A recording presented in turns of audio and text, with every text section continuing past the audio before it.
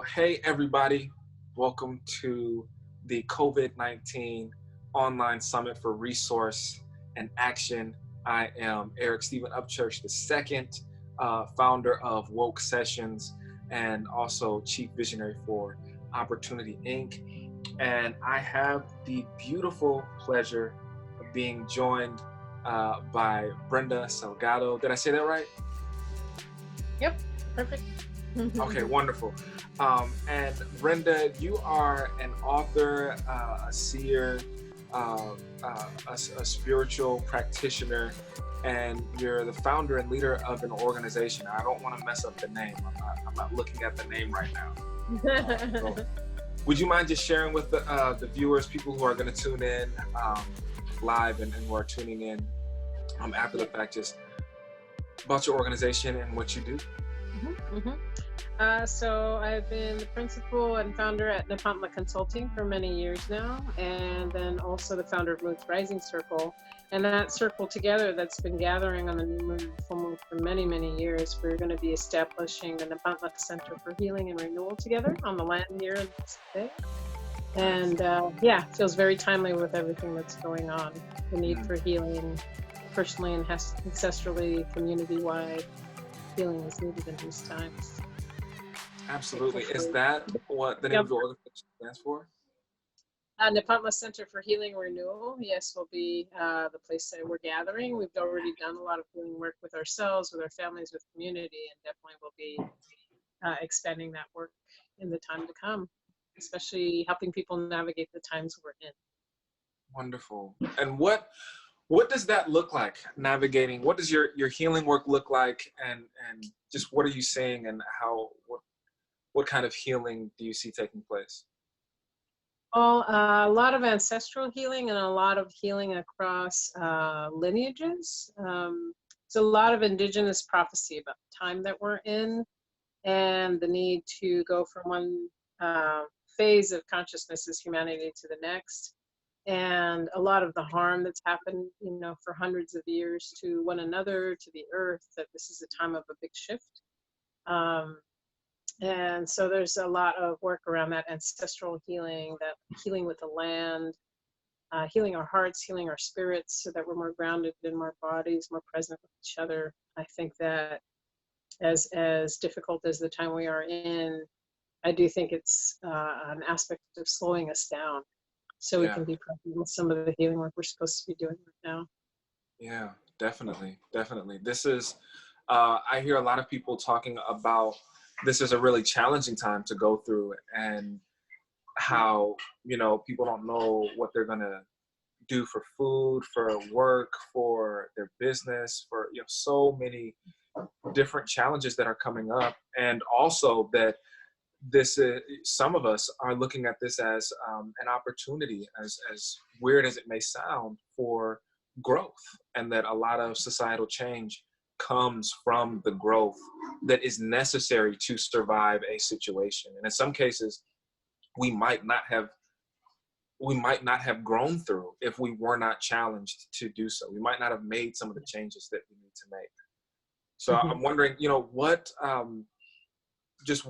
when you see people who are needing to navigate their own healing, and they're also surviving a circumstance, and very real. What advice do you have for people that are trying to balance, this is for me, this challenge is for me to grow, and this is hard, and I don't know what I'm going to eat, How do we reconcile that? Yeah, I mean, one of the lessons of this time is how interconnected we are. And, we've been living under the programming of pathological individualism in this country for a really long time. Yeah. And that was not the truth of our ancestors, no matter where you come from. But many have been raised with that mentality for many generations. So the most important thing, I think, is one, to figure out what practice helps you ground, whatever breath practice, whatever earth practice helps you ground. And it's going to be different for different people. And then because that'll give you some spaciousness to look at what you're dealing with. And the other piece is really connection. I always say that indigenous people say that everything is about relationship. whether that's with each other, with our family, with the land, with our food. And so if you're struggling with this completely on your own, it's going to be really hard. And even though we can't see each other, touch each other, hug each other, I feel the, oh, yay. That's my 3-year-old. That's some medicine right there. Amen. Amen. But I had a friend yesterday who harmed his foot and reached out and said, can you go get me an ace bandage? I can't walk and I can't go to the store and I don't want my parents to go because they're elderly. So I went off and did that.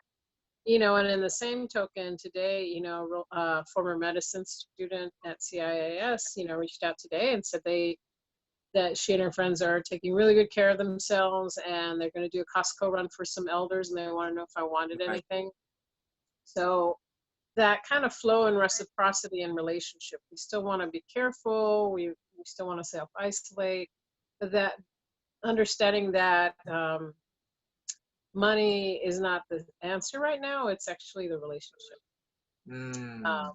And if you look at a lot of low-income communities who struggle through different isms, racism, slavery, theft of land here, what got us through really difficult times, our ancestors, what got them through those times was singing and being in ceremony together, being connected to ancestors and taking care of each other.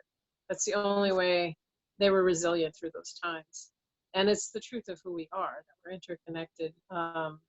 So reaching out, whether it's by text, by phone, by Zoom, making those connections with people and saying, hey, how are you doing? And let them know how you're doing. That connection will help ground. So there's the piece of like grounding and relationship, grounding with the earth, Right. And taking time for silence, because that's what I'm seeing with a lot of people I love, spiritual people, community people, organizer people, as they're transitioning to the Zoom and the meetings and all the things, and they're staying just as busy, if not busier, and not taking some time to rest. And we're getting over technologied out. So taking some time for silence, whatever that looks like for you, and to breathe deeply. And then the other piece around that is we're talking a lot about mindful ingestion of health foods, tea, soup, to help, strengthen our immune system, but also be mindful of what you're taking in energetically on the media. Like, limit how much the news, limit how much you're on Facebook. Take breaks, because I think it's easy to just be on all the time and to get in a spiral. So to think of what you're ingesting energetically as important as what you're ingesting physically. Yeah, there was a good period there where I was glued to my phone and to Facebook.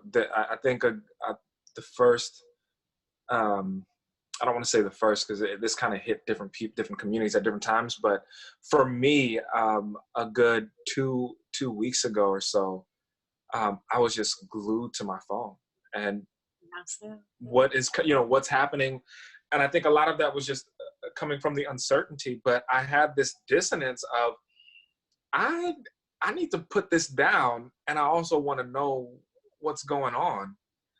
So I think taking breaks came in handy for sure there, and where I was just, and I am blessed to have a very strong meditative practice where I have to meditate, especially in the morning, and being able to be mindful in those moments really helped me to just notice the difference between what was mine and what I was rehearsing from the different kinds of posts that I was saying. But there's a good period there where it was really hard for me to imagine talking about anything else, which, definitely it was very real in that moment. And I know that that's no way to survive what it is that we're going through. Yeah, and so that balance, right? Of like, I'm still doing my gratitude practice in the morning. I'm still doing my Toltec energy practice to store energy, so I can still do healings remotely every morning. In fact, it's interesting because back in January, because I get messages from spirit ancestors all the time, as many of us do. And I was told back in December, January, like, you got to be storing more energy right now because you're going to need it in the months ahead. And not a lot of clarity around what that meant, but just like, you're going to need extra storage of energy. And I was like, okay. So just, because I had taken a little break, I'd stored up a lot of energy and was still doing healing sessions with people, but I felt like I had a full tank. So I was like, I don't need to go to the gas station for a little while, Yeah. And then somewhere around the halfway mark of like still being able to heal people and having a lot of energy spirits, like, actually, you need to fill up your tank right now. And you'll understand later why I'm telling you this. Okay. I got back on track with that. But yeah, So the what gratitude. is that? Oh yeah, go ahead. I was going to ask about and maybe you're going into it right now, but what does filling up your tank look like for you, and what could that look like for other people who don't know any better? Yes. So, just for some context, I feel very grateful to have been trained by many teachers and elders on different indigenous medicine practices. And so the one that I'm most leaning on right now is the Toltec practice.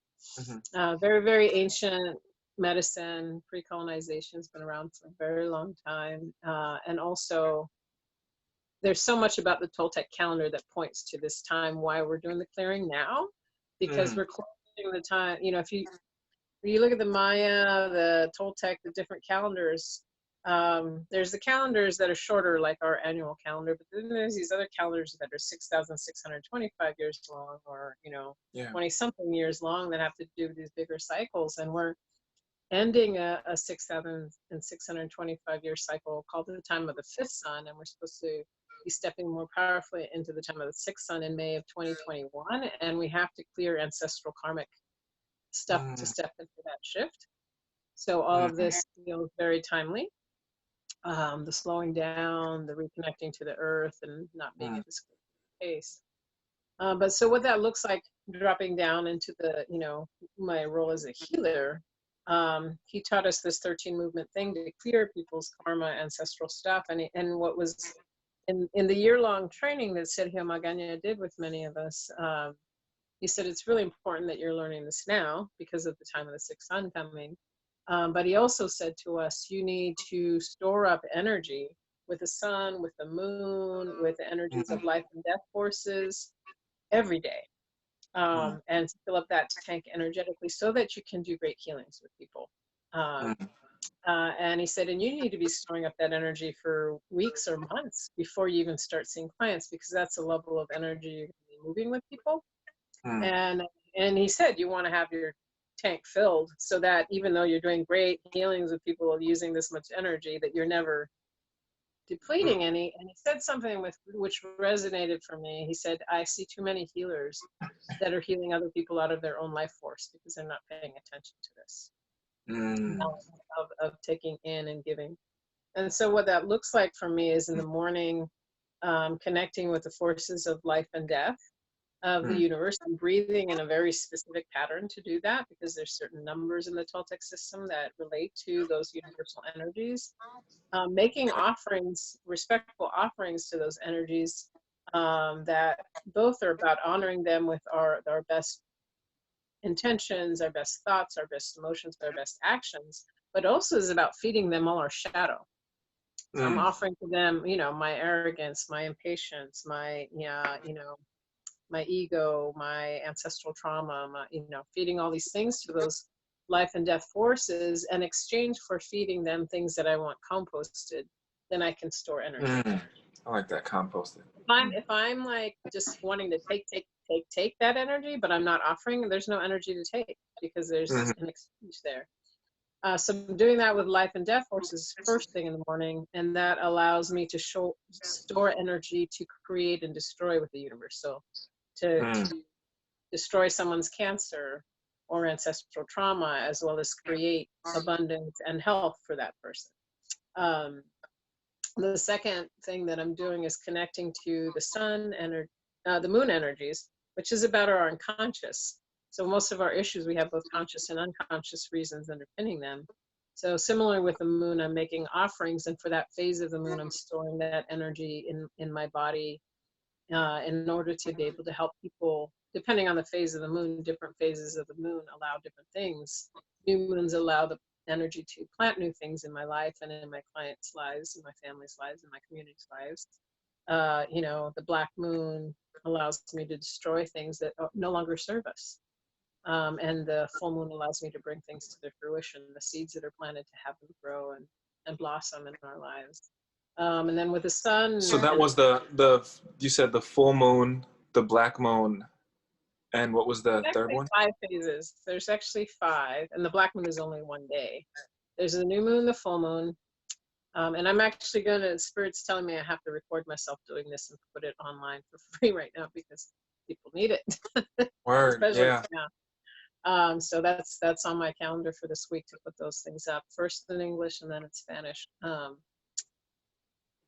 So yeah, the moon energy is helping us store different phases, and then the sun energy is helping us with a more conscious energy. Again, like the morning sun before 10 a.m. allows me to store energy to make the impossible possible in my life, to store life force.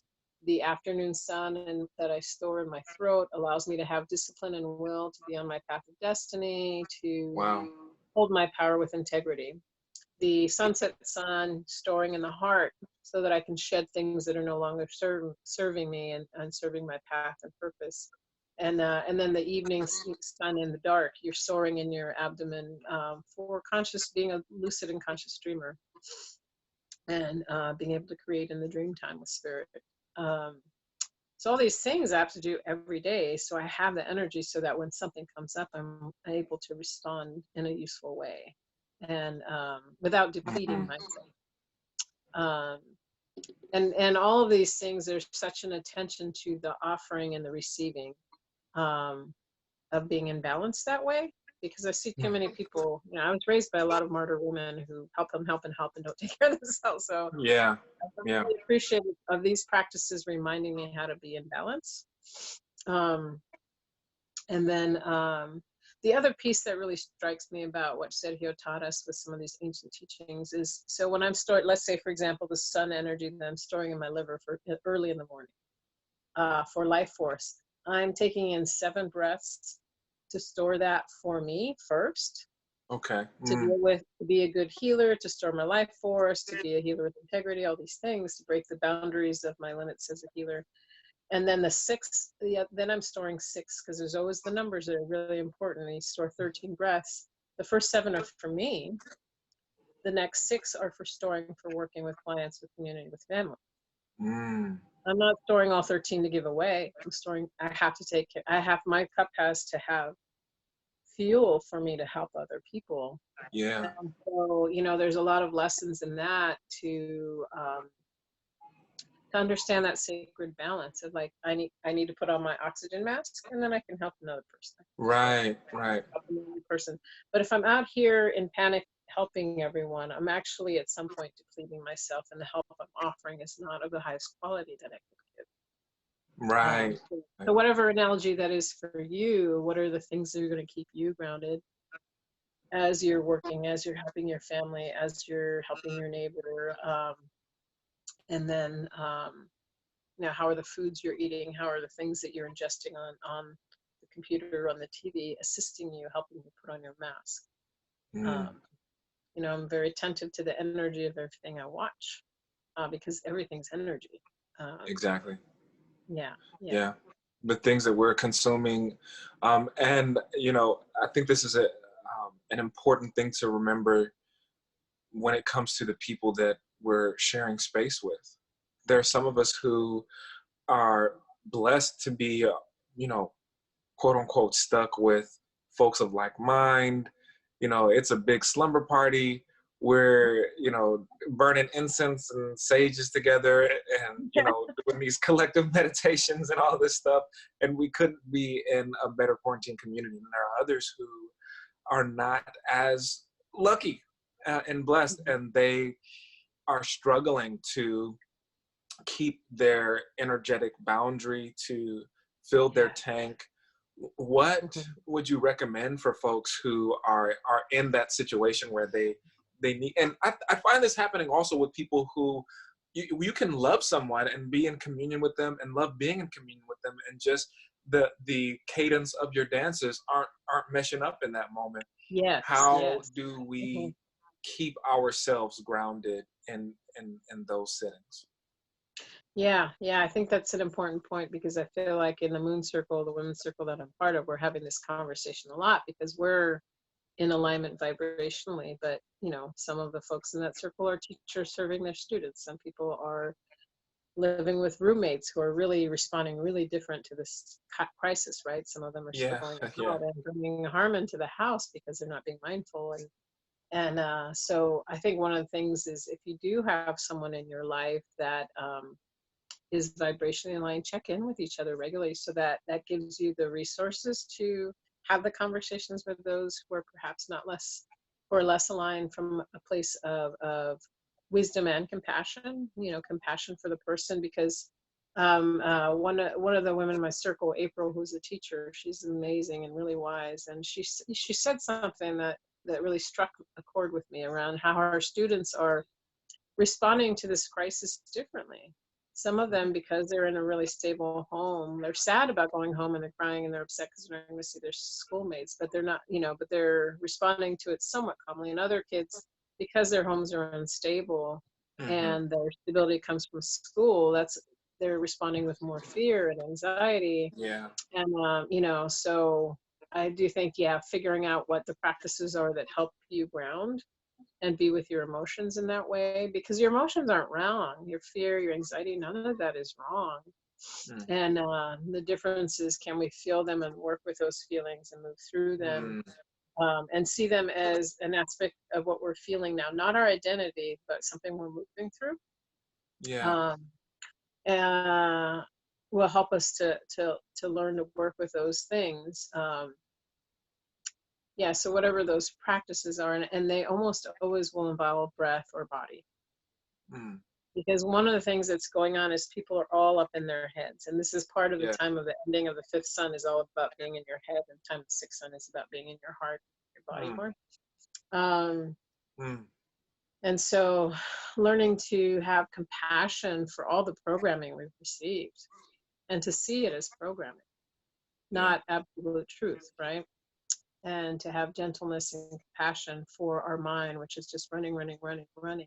um, mm, with a lot of anxiety right now. And I often say to folks who are doing kind of inner child kind of work around not receiving the things they needed when they were a child, whether that was emotional stability from their parents or their families, or, resources, food, safety. mm, What practices can we start trying on to be the parent to our scared inner child that didn't get what it needed when we were young? mm, mm, Um, and again, always it's through breath and rest and listening. Taking times of silence, I think, is really important right now. I really love working with the water. It's one of my favorite elements. mm, One of my favorite practices every day is when I'm in the shower, I always bow to the water first. I say, thank mm, you, sacred waters, for helping me to cleanse me. And I get on in there, and then the whole time I'm showering, I'm either thinking or saying, thank you, sacred waters, for helping me release anything that no longer serves me, wow, anything that I may have picked up from others, intentionally or unintentionally. Because a lot of people, especially if you're empathic, you're not just yeah, dealing with your anxiety, you're tapping into the collective anxiety right now. So, what is yeah, your practice for clearing those boundaries and making sure you're not taking on other people's energies? Um, and that's part of me being mindful about what I take in as well. So yeah, I'm bowing and asking the water, please let me release things that don't serve me, things that don't serve my path and purpose, things I picked up from other beings in my healing sessions, walking around, the anxiety I picked up when I was walking around, at that, community ceremony, whatever it is. And I'm just allowing it to go and go and go. And sometimes I'll get messages from the water of like, you need to stand, over here with this, with your shoulder under here mm, for a while. And I mm, think I'm getting ready to get out of the shower, and the water's like, no, I have more to clear, and I'll wait mm, the time that I need to wait until it feels complete. And then, and then I turn off the water and I bow again and say, thank you for carrying that mm, away. a very powerful just affirmation too, to start working with. It's just no one belongs in me but me. Anything that keeps me from my Mm, path and purpose, any energies, external energies or entities that are not mine, I command you to leave. mm. And to get in the practice of saying that, because there is a lot of energy up in the air right now. Yeah, there is. And if we want to take care of ourselves and then also be of service, we need to Right. have kind of clarity around those boundaries as best we can. Yeah, and just hearing you talk about this, it sounds like there's definitely some fundamentals around the breath work and water as a cleaning conduit and something Mm-hmm. that is sacred. Um, but it also sounds like a lot of this is intention and just thinking. I'm thinking of people who I wanted to touch on your book. I found your book. Oh wow. Several months ago, and I'm ashamed to say that I found it several months ago and hadn't heard of it sooner.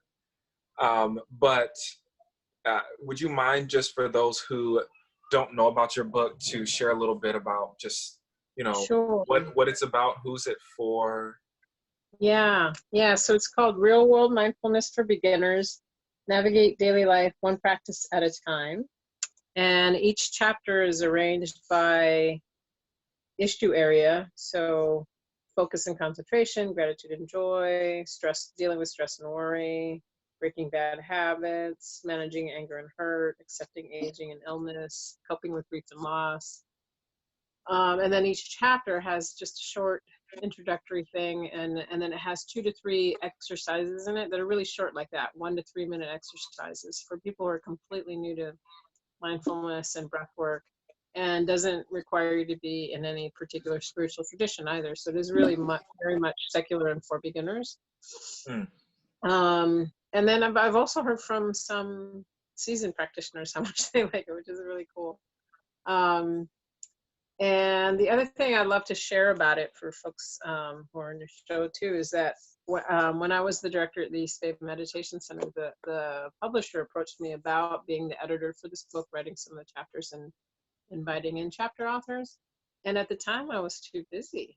And I said, here's the list of some other folks that I think would be great, Mm. And then not long after that, I left that position and I wasn't working. And she approached me again and said, hey, we still haven't found the right person for this book. Will you do it? And I said, actually, I have the time now and I would love to. I said, but one of my favorite things in that conversation with Clara was over at Callisto Media. I said, I would love to do this book, and I would really love to have a lot of chapter authors that are next generation, mindfulness teachers, other queer folks, people who work in prisons, like I said, I know a lot of the older, well-known mindfulness teachers, and I'm grateful to know them and be in relationship with them, but they have their books and they're Yeah. well-known, I Yeah. said, if I can have a lot of authors like that are kind of not the usual suspects, that would make me really happy.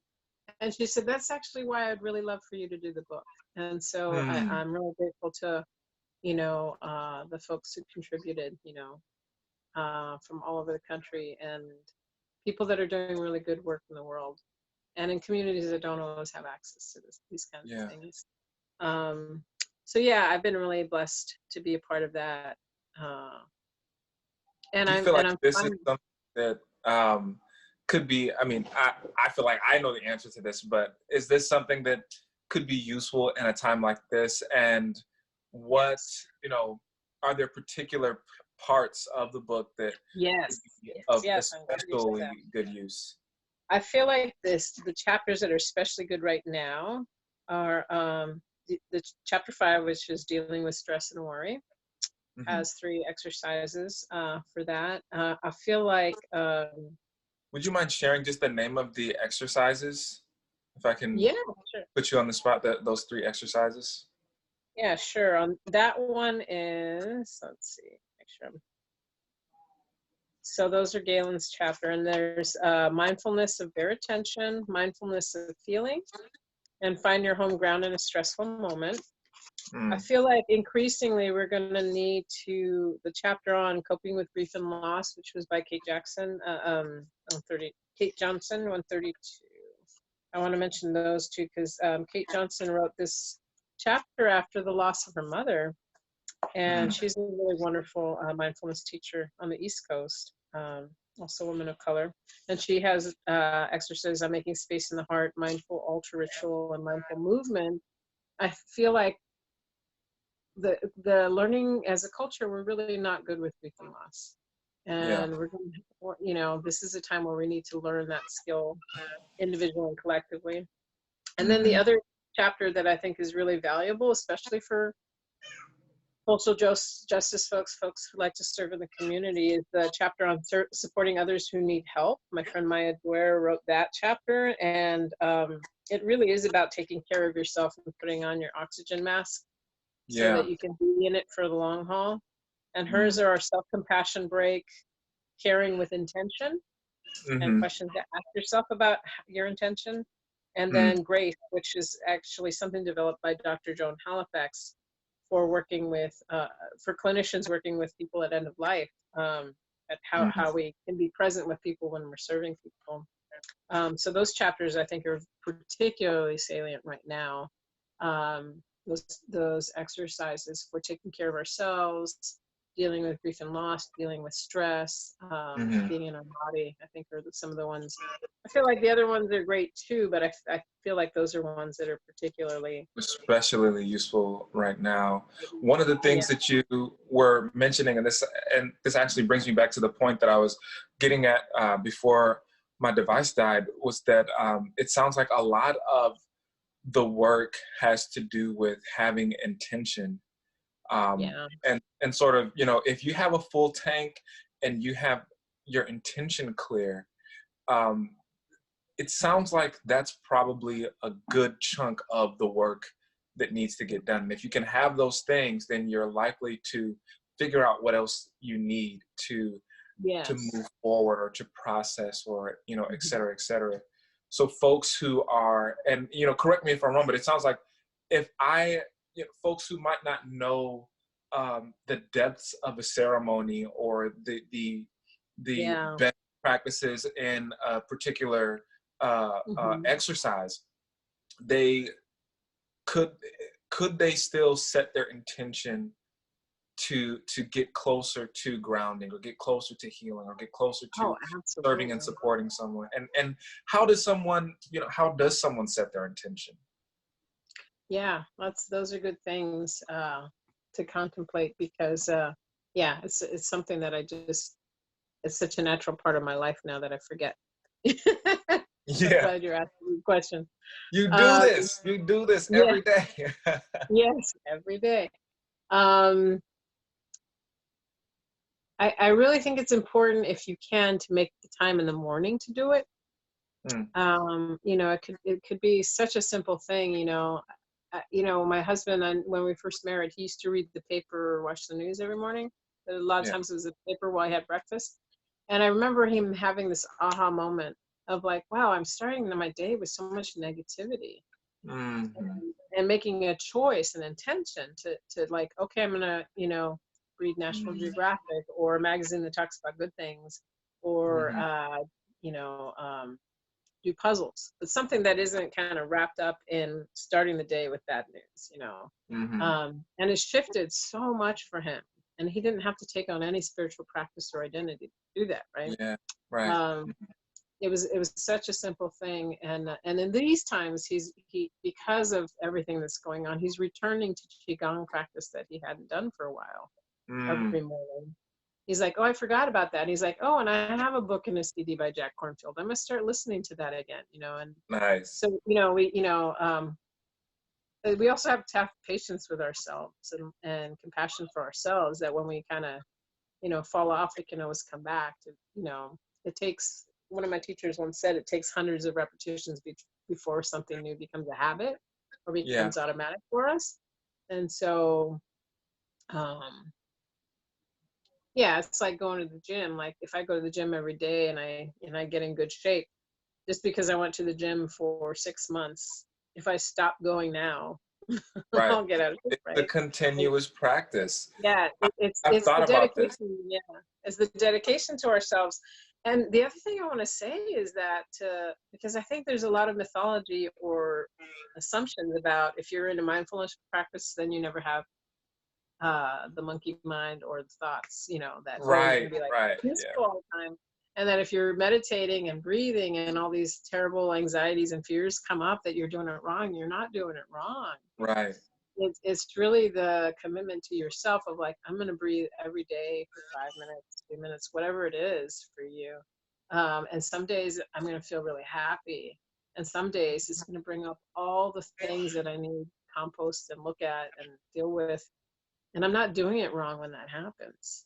yeah, It's just showing me how human I am. yeah, Yeah, so that's one of the things I know we talk about the myths in the book around mindfulness is that people feel like I'm failing at this. yeah, If anxiety or fear come on, it's like, no, we want to welcome, as that Rumi quote about welcoming all the strangers into the home, the emotions, the joy, yeah, the happiness, the gratitude, as well as the fear and the sadness and the grief. Like, it all has something to teach us, and we want to welcome it as a guest, but we don't want it to take a permanent residence in our home either. right, right, We want it to visit for the time that it's supposed to visit, and that's what mindfulness and the breath work helps us to do, just to be present with what's with us, not try to push it away, suppress it, and also not pretend like we're happy all the time either, because that's not the point of breath work and mindfulness. The point is to be present with what we're facing and what we're yeah. feeling. And it's almost like you're getting the most out of that because you're not shunning away from it and you're not ignoring it, but you're being present with it so that you can learn from this emotion or this stress or this trial, and you can also appreciate the parts that you may want to change and you may be able to notice and be more clear about because you're acknowledging and not trying to forget or push to the side. Yeah. And I found this to be a challenge in my own practice early on, where I would beat myself up internally, just not being there or haven't arrived at this stage where I'm above all of the thoughts that, and what I was gifted with the practice of Vipassana by SM Goenka. And one of the things that I learned was just that the practice of meditation is very much so like our walk, our day-to-day waking and sleeping. And there are some times where I am very, very focused, and sometimes where I'm just scatterbrained. And that could be whether I'm sitting down to meditate or, I'm trying to remember someone's name, or I'm in the middle of a conversation or I'm doing this task. And we tend to, I notice this with the practitioners that I associate with, is that a lot of our practice can stay on our meditation pillow or stay by our altar or stay. And what I feel we're being called to do at this time is to translate what it is that we're learning and practicing from a seated practice to a living, walking practice where we're okay with the fact that I might not have it all right now, I might not have all the answers right now, but the intention, if I can remember that intention to come back to center. And I don't remember the psychologist that said this, but he talked about developing that practice of coming back to the center or coming back and just improving that as the habit is one of the most important practices that we can embrace. Yeah, because it isn't ever that you're going to be 100% never off center, but you get better at coming home, noticing when you leave and getting back. So it's that course correcting, right? It's just like a GPS. It's tracking you somewhere. You're going to veer off and the GPS will course correct you. You're going to veer off and the GPS will course correct you. So you're still moving in the direction you want to move in, and the course corrections are okay. But it'll keep you from going way off, right? Yeah, and hopefully it's not one of those aggressive GPSs. Oh yeah. It starts yelling at you. So yeah, I yeah. know we've taken up some time, and I do appreciate you sharing so much. When it comes to centering, Mhm. um, for those who are practitioners, for those who are healers, and for those who are, who just, they know that there's something to this meditation thing and they're not really into it, how would you suggest folks go about finding their center? And what does centering look like for Mhm. people who might not be as practiced, or might not have their Yeah. own practice? I really want to encourage people to try things on and see what resonates for them. Because, the Mm, Buddha and other spiritual teachers, they weren't about you following them. They were about you getting into your own practice and seeing what resonated for you. And mm, so I always say to people, like, don't do the practices that I do because I'm telling you to do them. mm, Try them on. If they're the ones that work for you, cool. If not, try another one. See if that's the one that works for you. Because part of this time is about learning to listen to your own intuition and wisdom in your body. mm, um, for some people it may be the breath work and the sitting work. For other people it may be movement breath work like qigong, tai chi, um, ecstatic dance. For other people it may mm, be being on the earth. you know I get so much from my relationship with the trees in terms mm, of rejuvenating energy. There's a whole tree meditation that I do in the morning, that I love, where I'm breathing out to the tree. First, I'm just like I do with the water. It's intention. I'm not just mm, taking from the tree. I'm first saying, good morning. First thing I do when I wake up is like, good morning, trees. Good morning, birds. Good morning, morning. Good mhm, morning, sun. But with the trees that I have deep relationship with, I'll ask them, respectfully if I can work with them, and then I'm going to breathe out to them the things I need to compost that keep me from my best self, that keep me from my unity consciousness. um, you know, for those things to be transformed. And then as I'm breathing in, I'm asking them to give me the energy to be on my path of purpose, to be my best self, um, to be in my unity consciousness. And I ask for them to teach me what I need to work on that day, mm, to tell me, like, today you have to work on patience, like, mm, and I'll just be in that relationship with that breath of, the trees. Some trees have been longer than we have, and the redwoods have been here so long, and they've seen so yeah, many generations of us come and go, and they've seen fires, and um, so they have carry wisdom that's older than us. yeah, And just that groundedness of being, the trees mm, know to reach up high into the sky and to be their best self and to reach the sun, but they also know to be really rooted and to put their roots deep into the ground. That's where they get their nourishment. If the tree only cared about growth, growth, growth, and doing, it would topple over. yeah. It has to be rooted to be successful and to grow. And Wow. so for us too, like, how are we putting our roots in the earth? Like, I frequently walk barefoot on the earth, and I ask the earth to take all the things out of me that are keeping me ungrounded, that need to be composted, that are keeping me from walking on my path, whether that's fear or resentment or anxiety. Like, to clear all these energies from my legs that are keeping me from being in my body, from keeping me from being connected with the earth. And because there's messages I receive from above, but there's also messages I receive from below. A lot of what's happening, you know, I have so much compassion and sadness for all the suffering that is happening with this virus. And Yeah, I also see how Mother Earth is getting a chance to breathe right now, yeah, because we're not flying around, because we're not driving everywhere. I'm hearing a lot more birds in the morning. yeah. Um, Somebody in Denver sent a photo that said, the mountain lions are starting to walk around places they don't know to walk, because we're all inside being quiet. Um, Mm, so, there is some rejoicing I'm feeling for Mother Earth's healing in this time as we're healing. mm, Um, and I can feel that from her. She's been asking me, and that's probably one of the things you mentioned in your email to me.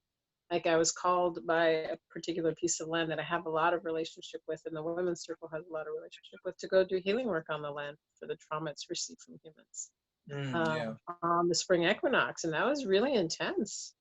Channeling that energy, I was crying, I felt nauseous. And I had so much sadness for everything we've done to her. But to be able to help her clear some of that was a real gift too. Um, so yeah, whatever ways we connect with the earth, or the way other ways we connect with our ancestors, our spirit guides, wherever they may be, our higher selves, there's a lot of wisdom available to us, and we don't have to go through this alone. And it is the myth of pathological individualism that we've been programmed with, that teaches us to be disconnected from each other, disconnected from the trees, disconnected from ancestors, disconnected from earth. When we're connected to all of that, we have abundant resource. Yeah. And we have a way forward. But when we're in this little tiny mean human Brenda, there's so little I can do by myself. But connected to all that, I can heal people. Yeah. But I'm not doing that alone. I don't take credit for that alone. Yeah. I'm a channel and a conduit, and I'm in partnership with energies that are benevolent and want to help us right now. But they can't if we're not listening. Wow. This is, as I hear you talk about this, I hear this analogy of the human body and how we're all made up of these living cells that together make up this whole that can eat and sleep and dance and play and sing and communicate. And we are not necessarily any one part of our body, but these individual things are alive and breathing and interacting with each other and being in communion and sacrificing and rebuilding and growing and holding each other's hands. And because of that, we are able to do things that no individual part of us could do, you know, unless we're like part of the Addams family and we got that Uncle Hand thing going on, you know. But for right now, we're together. And I think that at least there is a part of this that is togetherness, even if we are staying in together, you know, or we're just acknowledging the hardship together. And for some of us, and I was really led to share this as part of the reason why I reached out to you as well. I believe that there are some of us that are really called to do this healing work, and to, even if it's just setting the intention and sharing that vibration of healing with themselves, with those around them. And there are some of us who are really called to do this reaching out and pulling and cleaning and healing and building. And I just hope, and I know that your message is going to reach many of us who are called to do that. And in that way, we are cells of this beautiful body that is healing, that is growing, and that is mobilizing to shift in a direction that we know we're going. And I think for me, that gives a certain level of inner peace, even though there is a lot of uncertainty. I know that this is part of something big, and we're certainly not in it alone. Yeah. I mean, it's so many things, right? Or analogies in nature of, a lot of people have been sharing that analogy of the caterpillar going into the cocoon, into the chrysalis before it becomes a butterfly. You know, our collective consciousness, we're in the cocoon and we're being broken down, and we're breaking down our old way of being, you know, and what looks like death to the caterpillar is the transformation for what's to come. And healers are absolutely needed in this time, and also us taking care of ourselves is absolutely needed in this time if we're going to be who we came here to be in this time. I really do believe a lot of us, whether we're conscious of it or not, chose to be alive in this time because we knew this time was coming. And, you know, I knew since I was a kid I was supposed to be a spiritual teacher and a healer, and that I was helping in some kind of shift that was going to happen. I didn't have any language for that until I got older and was trained by indigenous, you know, teachers, and particularly the Toltec. You know, it gives me a lot of understanding, but it's not different than understanding in other traditions. There's many traditions understand this time as very significant time of transformation, and all hands on deck are needed, you know, for this shift. And a lot of unprogramming, a lot of healing has to happen in this time. The other thing I always talk about too as an analogy is like humanity is about to shift from one operating system to another. And so when I'm in Windows 8 and going to 9 or 9 to 10, like I have to uninstall the old software before I can install the new one, right? And during that time, I can't get as much work done on that computer because I'm uninstalling, installing. I shouldn't expect to be productive at the same level when the system is installed, because I'm clearing hard drive. Yeah, and so just be gentle with yourselves. This need to be productive at the same rate, which was never a healthy rate anyway. This is some of the programming we're undoing. So give yourself some space to breathe and return to that body, and to compost things that need to be composted. Oh, I love it. I love it. I've gotten so much from this, but what I'm really hearing is just the need to, for me selfishly and personally, I'm hearing the need to take care of myself more, to make sure I'm replenishing myself, and that I'm setting that intention for my healing and for the healing and benefit of those that are around me, and to be gentle with myself and with other folks along that journey, and as that unfolds, and to be aware of the change in the circumstance, whether it's the perceived pleasurable to the unpleasurable, or the opposite. That this is no different than meditation, and that there are some moments that are wonderful and blissful, and I see and understand and feel that connection, and then there are others where I'm itching and my legs hurt, and I'm hot, and I'm worried about all of these different things, and all of that is part of this journey, and all of that is necessary. Any parting advices for practitioners, for beginners, for service? I want to share some because a lot of what comes to me is spiritual messages from above and below, but a lot of it is actually in my relationship. So I was talking with my husband the other day, and he said he came to this realization that this isn't a sprint, this is a long distance run, this time that we're going through. And so you can't use up all your energy right now. You run a sprint really differently than you run a long distance run, because you have to run at a slower pace and you have to have that energy for the long haul. If you run a long distance race like you run a sprint, you're not going to make it to the end. So that was a really important, and it's funny, right after that, a couple days after that, I saw Reverend Liza Rankhouse say something similar on Facebook. And then I was sharing that because, all this wisdom comes from our collective. I was sharing that in the women's circle when we met last on Zoom, and one of the Moon Sisters, April, the teacher, she said, I want to add to that. It's not even just a long distance run, it's a triathlon. Sometimes we're going to be swimming, sometimes we're going to be biking, sometimes we're going to be on the land running. Like, we're not supposed to be doing the same thing all the time. It's a long distance run triathlon thing. and I really appreciated that, because we really are trying to undo that energy of doing all the time right now. That's part of the program, trying to come down. And so swimming is really different than running, and and bicycling is really different than swimming. And so for the healers out there, please make sure that you're thinking about your energy, storing of your energy, protection of your energy, and that you're in it for the long haul. What is it going to take for you to be in it for the long haul, and not just burn yourself out quickly, because we need you. Yeah. Wow. Woo.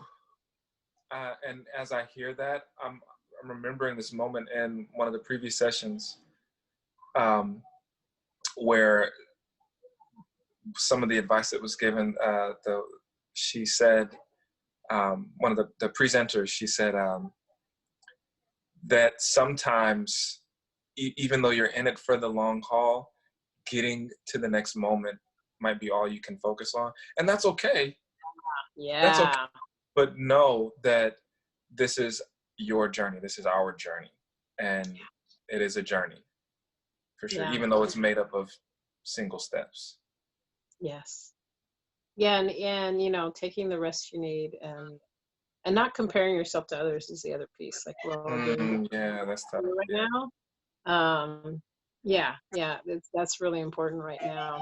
You're doing the piece that you're doing, and that's important.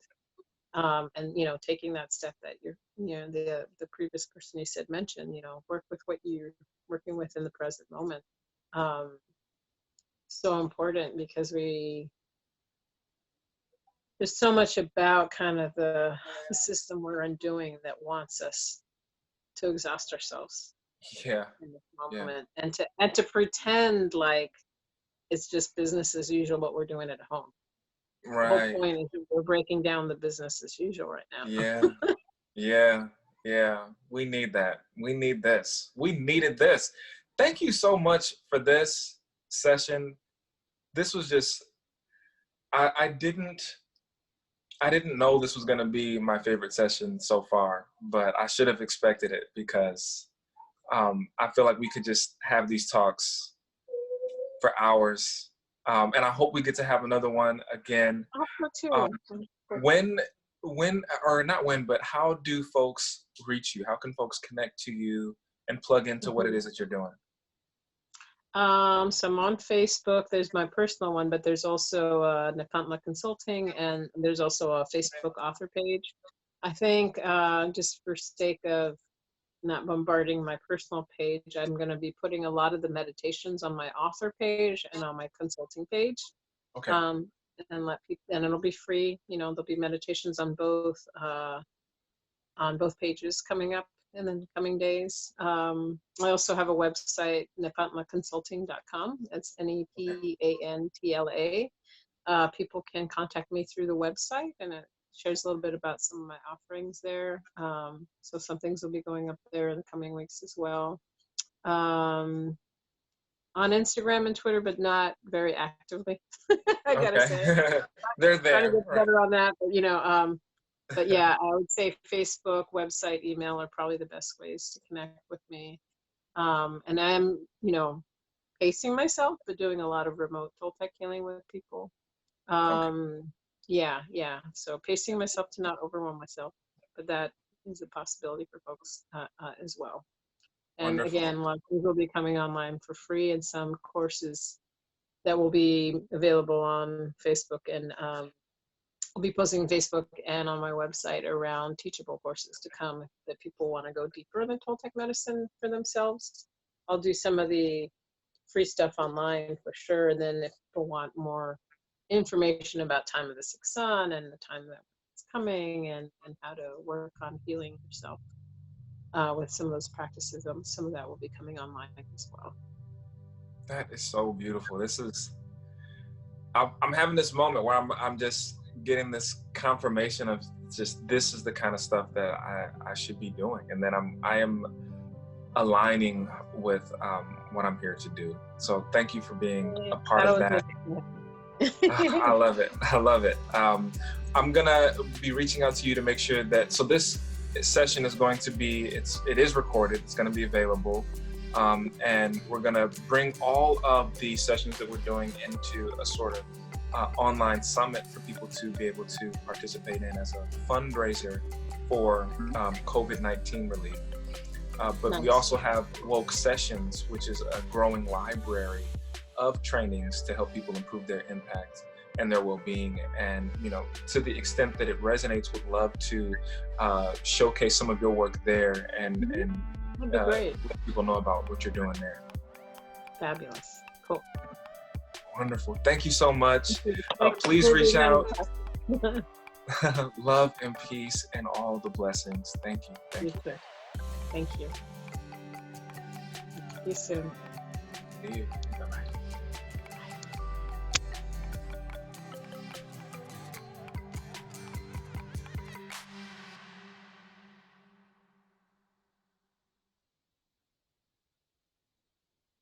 I'm going to go ahead and read one quick exercise. This is find your home ground in a stressful moment.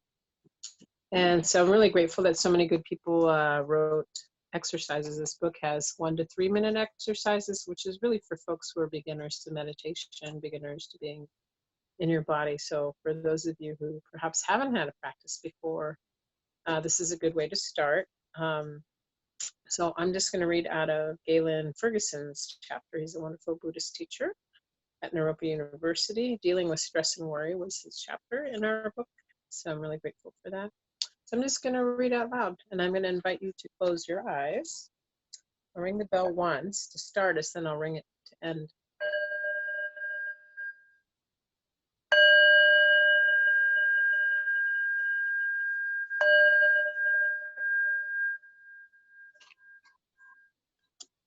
And for those of you who are online, I'm going to invite you to close your eyes and to sit or lie down, whichever feels more comfortable to you for this practice. And if you are sitting, to try to sit in a way where you can feel your dignity in your body. If you're lying down, just letting yourself be comfortable on the earth, on the floor, on your bed. I'm just going to read aloud from this meditation. Finding your home ground in a stressful moment.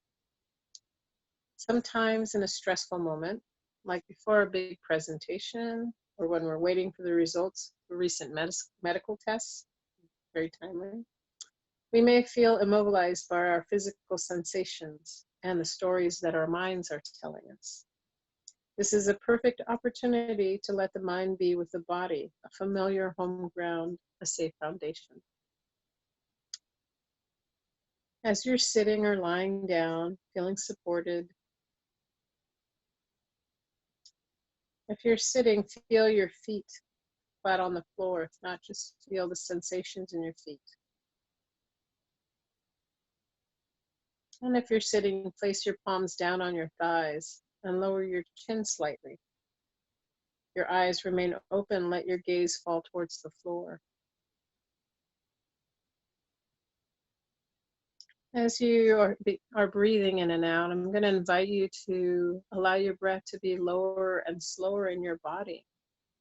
Oftentimes when we're anxious or stressed, our breath can become quite shallow and we're not getting the oxygen that we need.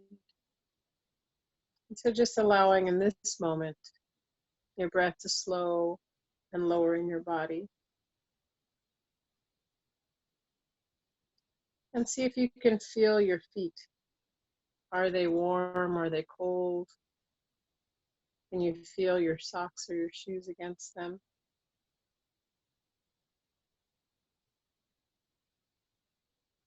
And none of it is right or wrong. Just notice the sensations you're feeling on your feet, the temperature, and wiggle your toes if you want.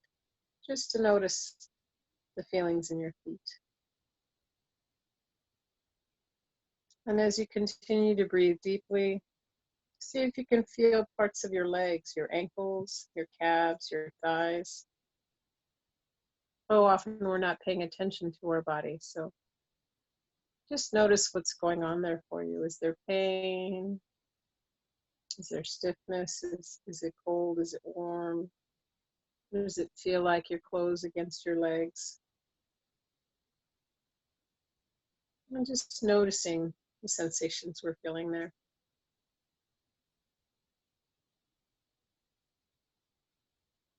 And moving up the body, see if you can feel your abdomen, your waist, your lower back. And if you feel any excessive tension there, see if you can relax any of it with your breath, breathing in some energy of love to that part of your body that might feel tension.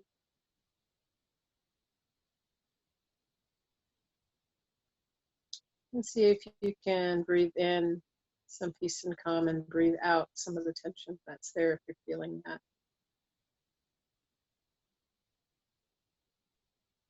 And keep the breath deep and long. As you're exploring that in your breath in your body, see if you can feel your torso, your chest area. Breathe in there, breathe in and out with deep breaths. See if you can feel your back, your middle and upper back, and your shoulders as well. And perhaps you might notice some tension there. And see if you can breathe into that as well.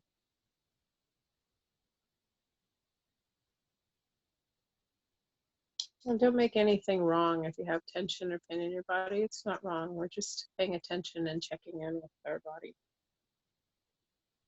And see if you can just let things be that are there. And send some love to those areas in your body with your breath that need a little bit of love right now.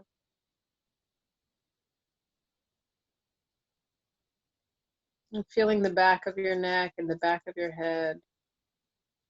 Feeling the top of your head and your forehead. What sensations are you feeling there? Are you feeling cold or warm? Are you feeling any tension or headache? Do you take a shower? Is your hair wet and cool?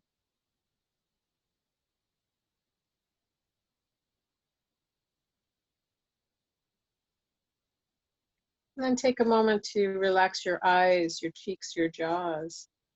Pay particular attention to unclenching your jaw if you notice tension there. Breathing in and out and releasing whatever tension you can with your out breath. Allowing that fall to the earth to be composted, to be released.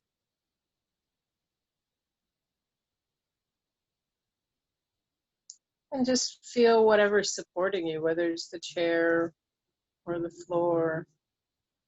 Just notice the sensation of whatever's supporting your body right now. How you're being held by the floor, by the chair, by your pillow.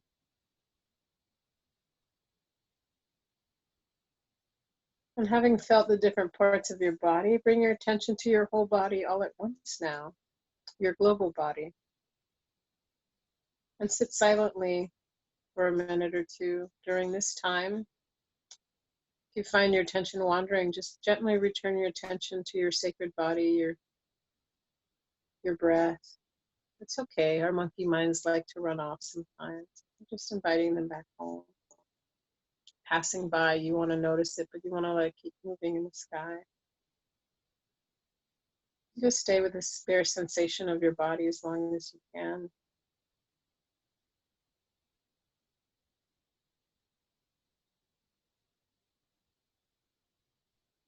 Again, noticing how you're feeling. See if you can breathe and sense the dignity in your body. That our body is sacred regardless of what's happening around us.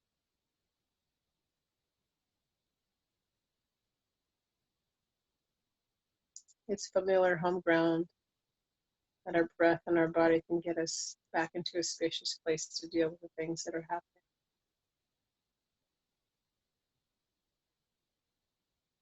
And doing this kind of body scan when we're feeling very tense can help us calm down.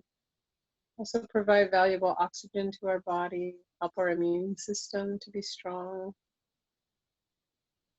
help us with feelings of feeling overwhelmed. When we're feeling that we're in a place of fight or flight, we may be reactive and not skillful with our choices. And so taking a moment just to breathe and scan our body can help break that cycle by shifting our attention back to our body, asking our body what it needs in this moment, allowing our thoughts to slow down and give it a little break.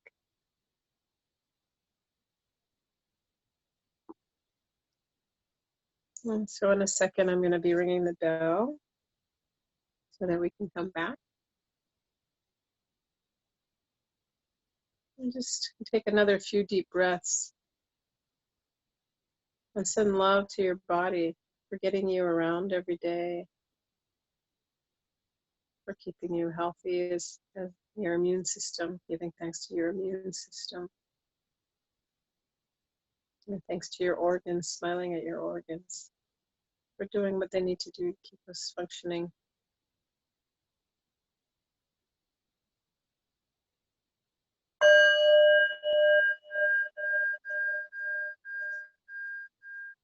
As you come back, just wiggle your toes, wiggle your body.